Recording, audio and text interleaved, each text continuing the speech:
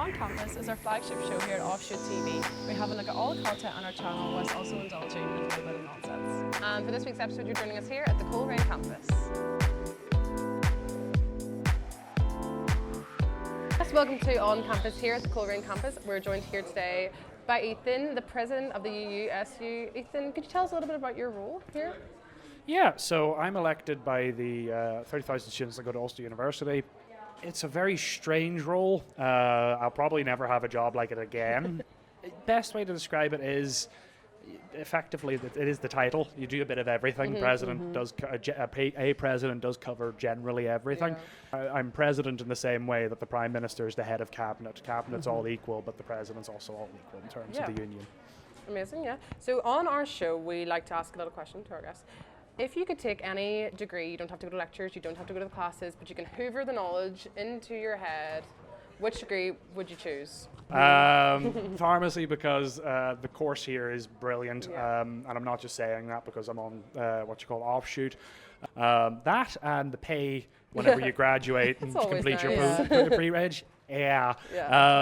But I unfortunately am not smart enough to be a pharmacist, so here I am. First up, on Campus, we've got the news, but not just the normal news, the stupid news. Watch the action.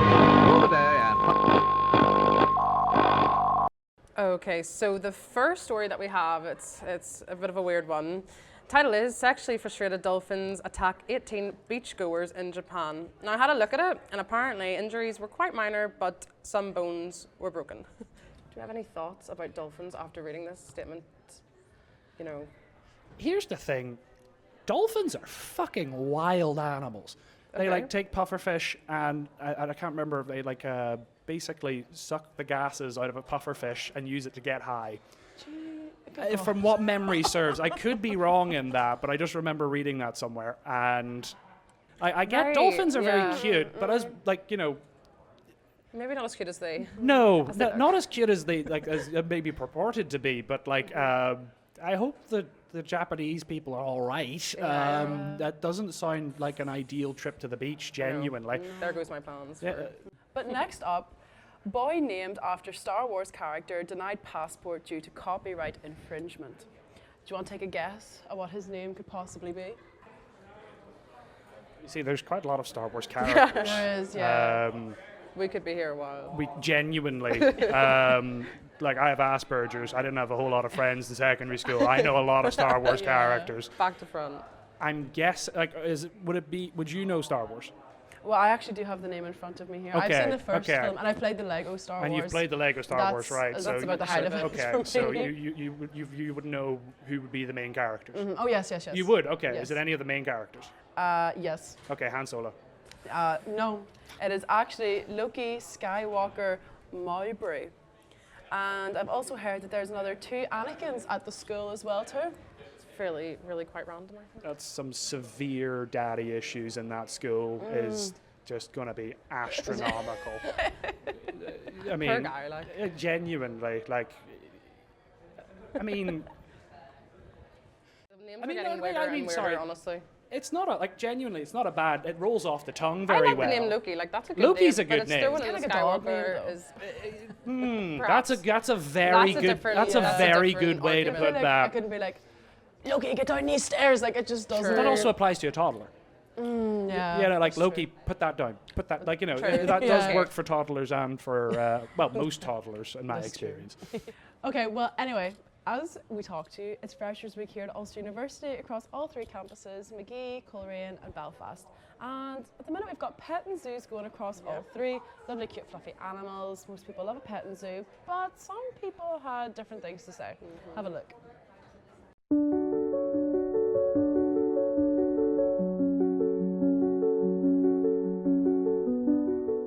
We are Kids Farm. We are based in Ballymena. We go around all schools, nursing homes, primary schools, the likes of here. It's good for freshers to introduce each other, get a bit of mingling started. For nursing homes, it's very good for dementia, things like that. And doing something that I absolutely love. This is so cool. I just walked out of the building and saw this, and I basically ran over. All the animals are so cute.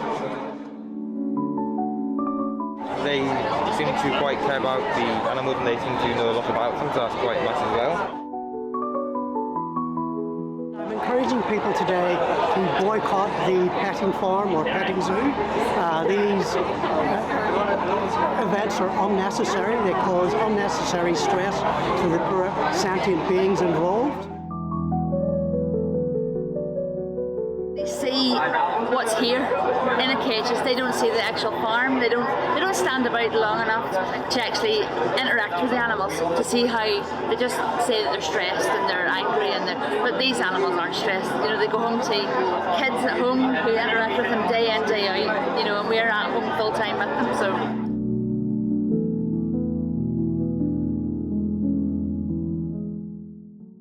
So at the petting zoo there were rabbits, snakes, alpacas, guinea pigs, and a protester at the petting zoo on Monday. We heard from him and the folk who run the zoo. Now, they were giving us some different like opinions and stuff. Do you have any opinions yourself on petting zoos?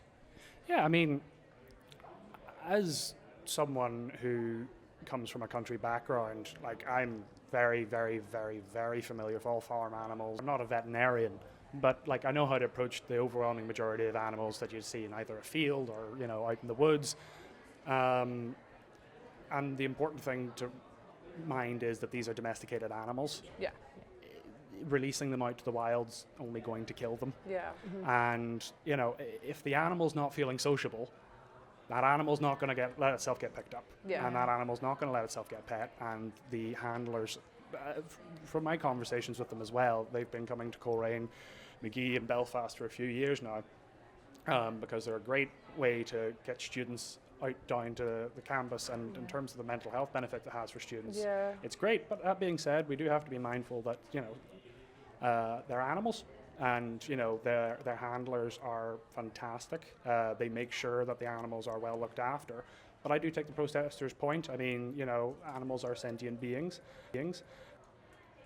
It is a tricky one. I wouldn't necessarily say that I have the answers, but in terms of the petting farms that we use, we always make sure that the animals are ethically looked after, that they're well fed, that they're given their breaks, that they're given their alone time.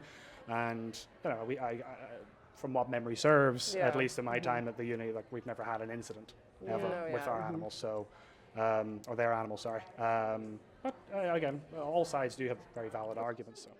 100%. Well, let's have a look now at what we have on Offshoot TV at the minute. We've got short films, lots of sport options, and loads of profile pieces for you guys to check out. And we've also got a little UU 101 episode, or franchise actually I should say, with a finance episode. Let's have a look.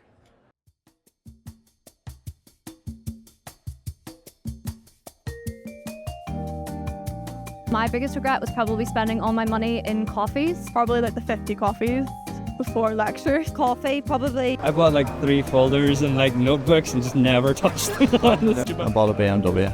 That's been the bane of my existence this last year. Don't spend so much money on drink. £10,000. Like all the clothes I get, trying to like look cute. I have a full tracksuit and bottoms of a Kim Jong-un printout. I went and bought all the textbooks, which added up to about £120. And they were all in the library. I bought for my dissertation, it was quite like a niche subject, and I bought a very rare book for £150, believe it or not. Yeah, I use it for everything. I use it as like a coaster, I use it as a step. A bicycle, because I never got a bike pump for it, and both tires went flat in the first week and I never used it again. About 10 tons of Monster a day, probably every day. We didn't have any money to buy anything during our course. I had more money on papercut than I did in my bank account at some point. Shopping Lidl, yeah, definitely shopping Lidl. Just don't buy as much Deliveroo. Cook for yourself a bit more. Drink a few less pints. Within each of our student wellbeing campus teams, we have a student money coordinator. We also provide advice on money management and budgeting. The main thing that all students need to consider ahead of starting the new academic year is planning out your budget. So you need to have an idea of what you're going to have, whether you're going to get any parental contribution during that time, and then look at the the big ticket items that you're going to have to pay, such as if you're planning on living away from home, such as what your rent's going to be, what your estimated utilities are going to be, and allowing yourself a little pot extra, to have some fun while you're here as well. UU 101 is streaming now. We've got 7 episodes mixing actual advice from experts and a bit of our own crack around everything from finding a home to making friends, and that was a little tease of our finance episode, and it's all streaming at Offshoot TV. Now, Ethan, what were you like as a fresher? Oh, mad. So my time at uni was a little bit different than most students who be coming to university today. I joined university at the height of COVID in 2020. Well, not the height of COVID in 2020, September 2020, obviously. And I didn't have a freshers' fair. I didn't ever meet my students' union in person, obviously, because we were all working from home. But I still had an absolute ball. It probably did my finances wonders that we weren't going out to nightclubs and all during the first few weeks, because we just went to the office, picked up a bunch of cheap drink, and sat out in fields. And we all remember what the summer was like during 2020. It was fantastic. Weather-wise, for other reasons, less so. But it was not quite as it wouldn't overlap very well into the 2024 freshers period. And do you have any advice for our current freshers watching the episode, especially with freshers fair and everything going on at the minute? Maybe how your experience would have been different to, there's a lot more opportunities now for people than there was in 2020. Yeah, I mean, the motto that I've always went by during my time at university is, if you don't ask, you don't get. And I am very glad to see students asking a lot of questions, but also a lot of why don't you just do A, B, and C, or why don't you do X, Y, and Z? And sometimes they don't have answers to those questions, and that's a good thing. In terms of what I would say to them, if you type 300 words a day, fully reference them, you will get a 2,000-word essay done in 10 days. Which, how many days are in a month? Usually about 30. Yeah. So, and you have 3 modules per semester, generally. So if you're doing an essay-based course, you can get half of your work done within the first month, if you're only doing 200 words a day. Getting flashbacks from all these. God, I wish talking about it. I had heard that when I was studying. I mean, I'm useless. Where so were if I didn't do that, I wouldn't have graduated. So it worked for me. Yeah. Cramming works for other people, but everyone's different. Yeah, absolutely. It's entirely preference-based. You're watching Out of Campus, and we're coming at you from Coleraine, and now time for this. Stolen from TikTok, 'cause we're not original. I mean, here at Offshoot TV, we are nothing but honest. And we are also very eco-friendly, which is why we like to reduce, reuse, recycle, even when that comes to ideas. So, Ethan, I am going to give you £15 and you're going to create the perfect horror film. Who would you pick as your final girl? So at £1 we've got Amber Heard, £2 we've got Courtney Cox, £3 we've got Neve Campbell, £4 we've got Sydney Sweetie, and £5 we've got Jamie Lee Curtis. Ooh. Don't spend it all too quick. I have to go with Jamie Lee Curtis. I was going to say, I think that's it's the right strong, choice. it's strong. But I'm very much aware now that I'm... £10 left to spend. No, I should be fine. Yeah, happy enough, okay. Yeah. Pretty confident. We're going on to your monster/killer. So £1 on a big dog, £2 on ghosts, £3 on ghost face, £4 Freddy Krueger, £5 on alien. £3 on Ghostface. Okay. I think would be... Locking in? Okay. That's 7 left. Okay. Is that £7? I'm checking. I think you're right. I think you're right. Okay, £7 left. Fact check. And next, for your location, which I think is a key part to horror films, even sleepaway camp and stuff like that. So £1 we had Graveyard, £2 we had At Sea, £3 University Campus, £4 Remote Island, and £5 Space. But you're locking in £3 at university. Oh, can you imagine being chased around Coleraine? That'd be hilarious. So that leaves us with £4 left. Yeah, so we've got your weapon of choice. Now, you could just throw it on a sickle for £4, or you could do a kitchen knife for £3, bare hands for 2, butter knife for 1, or a chainsaw at £5, but I don't think you've got enough for that one, so got to make some sacrifices. I'm going to go with the butter knife because I think it'd be fucking hilarious. Yeah? So we've got Jamie Lee Curtis, Ghostface at uni with a butter knife. That just kind of reminds me of first year, to be honest. I was thinking, this does feel very familiar. It's quite coincidental because back whenever I was in final year, we started up our own society called the Young Monsters Cryptid Association. I've heard about this. Called the YMCA, yes. And we basically put up a bunch of posters around campus, basically like find your way around campus. But whenever we told everyone there's a prize for first place, everyone started sprinting around campus. So we genuinely started considering, well, wouldn't it be actually quite fun to like do tag or something on campus? Now that very weirdly led to a conversation of you could totally like do a horror movie on the Coleraine campus because it's so big that you could do a run scene in the woods. You could go up to the tower block. You could go to the bar, something like that. Yeah, I'm happy with my choices. Very happy with my choices. We should get this made. Really well, Ethan, thank you so much for your time. But before you go, we've got one more task.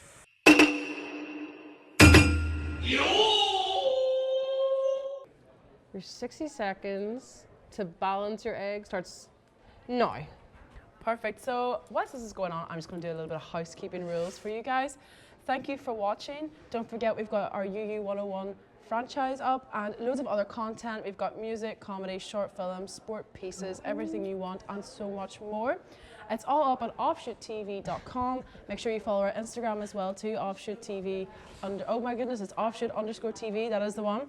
And also make sure that you are following our TikTok too, which I think is also the same one. It's just Offshoot TV. Look it up, you'll find it. You'll see our lovely faces. We're based on the 2nd floor of the BC campus in Belfast. You literally cannot miss us. We are in a glass building. We've got our prints all over the place. You will not miss my dyed colour hair. You will see us floating around. And make sure you just reach out as well at our email, offshoottv@gmail.com. 3, 2, 1. Commiserations. We now take your egg and smash it against the wall. Just kidding. That's no. We don't want to clean that. Can we at least do it outside? Would you like to pass? I mean, I think it lived. There you go. Did he? It's alive? Yeah, he's fine. Then I think we're going to have you back again for round 2 for the egg game. Yeah, anyway, this has been fun. Rematch next time. So some music to end the show. We've actually got Davies Clements here playing for us from the Deer's Head with his new song recently, and if you want to see some other content like that, you can stream this on Offshoot TV. Bye guys, thank you so much for having us. Foil. Hey, I'm David C. Clements and I'm going to play my song called Contrast. Why this one? Because this song I wrote with Ian Archer, a bit of a local legend around here. It was my first venture into co-writing with somebody, and we got talking just about, I guess it's sort of a celebration of differences and how to get on with people that you don't necessarily have much in common with, or I guess it's finding a common ground. It's finding beauty in our differences. So the song sort of came off the back of that. This is called Contrast.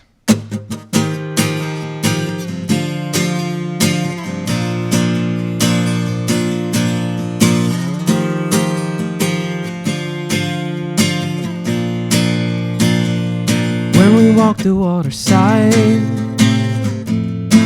of a hollow day, never really hit my stride till you pulled away. We were never meant to match, not looking for symmetry, 'cause anything that's built to last not always gonna be beautiful. You and me, we were meant to contrast. You and me, we were meant to contrast. It could be the only way your love is gonna last. You and me, we were meant to contrast. You and me, we were meant to contrast. Can't you see that I don't want eclipse? I want the dawn, the dawn, the dawn is what I want. Took my love into the war for a holiday. She wrote the sound into a score, some kind of symphony. Then her words floating like an arc. They were floating on overture, 'cause in the clash there is a spark, and it's something beautiful.